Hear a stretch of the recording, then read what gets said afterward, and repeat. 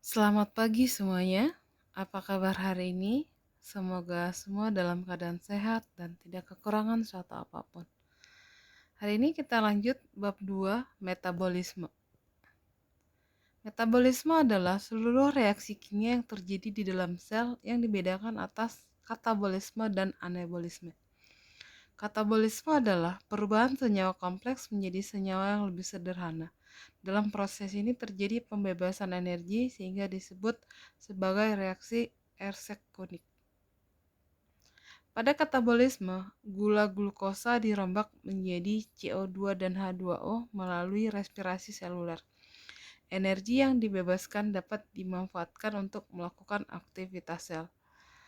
Sedangkan anabolisme adalah penyusunan senyawa kompleks dari molekul yang lebih sederhana. Contoh anabolisme seperti sintesa protein dari asam amino dan fotosintesis dari H2O dan CO2. Kita masuk kepada enzim. Enzim adalah biomolekul berupa protein yang berfungsi sebagai katalis dalam suatu reaksi kimia organik. Proses metabolisme berkaitan dengan enzim yang berfungsi sebagai biokatalisator dan ATP sebagai senyawa yang kaya energi yang siap dimanfaatkan oleh sel tumbuhan maupun hewan. Enzim merupakan protein yang bertindak sebagai biokatalisator. Biokatalisator artinya zat yang mempercepat reaksi kimia tanpa ikut terlibat dalam metabolisme. Faktor-faktor yang mempengaruhi kerja enzim ada suhu, ada pH, aktivator, inhibitor, konsentrasi enzim, dan substrat. Sifat-sifat enzim itu enzim adalah protein, bersifat spesifik, fungsinya katalis itu mempercepat, diperlukan dalam jumlah sedikit, bekerja secara bolak-balik, dan dipengaruhi oleh faktor lingkungan. Komponen enzim ada dua, apoenzim dan kofaktor. Sedangkan cara kerja enzim meningkatkan kecepatan reaksi dengan menurunkan energi aktivasi, yaitu dengan dua teori, gembok dan kunci, serta kecocokan yang terinduksi. Kita masuk komponen enzim. Komponen enzim ada dua, apoenzim yaitu berupa protein. Bagian enzim yang tersusun dari protein yang sifatnya termolabil, tidak tahan panas, contohnya yaitu vitamin. Kofaktor, bagian enzim yang tersusun dari non-protein, sifatnya termostabil, antara lain seperti ion anorganik, Mg, Mn, dan Cu. Ada koenzim, NAD, nikotinamid adenin dinukleotida, ada FAD, flavin adenin dinukleotida, dan vitamin-vitamin. Gabungan dari apoenzim dengan kofaktor disebut sebagai holoenzim. Kita masuk kepada cara kerja enzim. Ketika substrat berikatan dengan enzim, akan menghasilkan produk.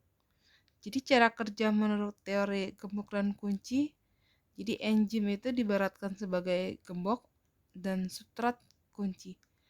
Jadi ada kecocokan antara sisi substrat dan enzim, jadi bersifat kaku. Enzim memiliki sisi aktif yang dapat berikat dengan substrat secara pas dan tepat seperti gembok dan kunci. Kemudian cara kerja enzim yang kedua, substrat dengan enzim menghasilkan kompleks enzim substrat, artinya menghasilkan produk. Jadi di sini adanya sisi aktif enzim yang fleksibel dapat berubah bentuk sesuai dengan substrat. Jadi teori kecocokan. Faktor-faktor yang mempengaruhi kerja enzim, pertama ada suhu, ada pH, aktivator dan inhibitor, konsentrasi enzim, dan konsentrasi substrat. Kita masuk kepada faktor yang pertama yaitu suhu. Enzim butuh suhu optimal untuk bekerja. Jika suhu semakin tinggi akan menyebabkan denaturasi atau kerusakan pada protein. Tapi makin rendah terjadi penghambatan reaksi. Perubahan pH dapat mempengaruhi perubahan asam amino sisi aktif sehingga menghalangi penggabungan substrat dengan sisi aktif enzim.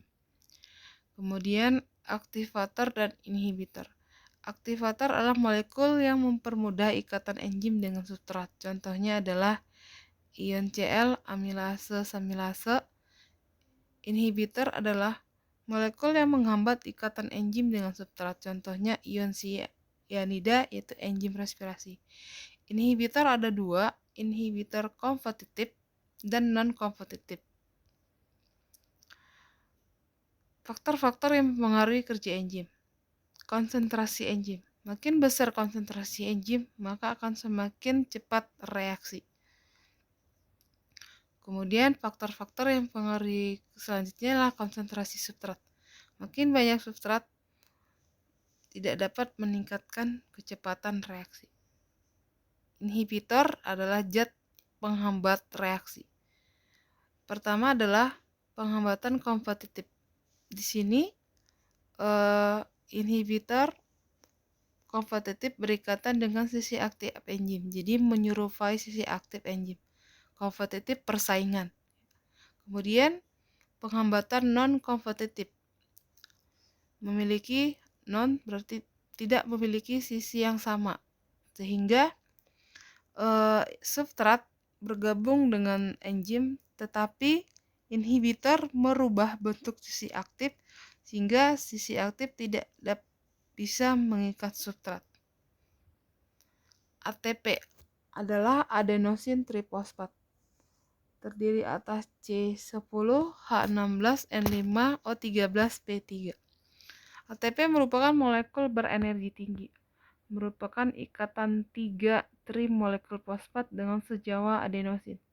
Ikatan kimianya labil atau mudah lepas gugus fosfat dari 3 ATP menjadi 2 ADP.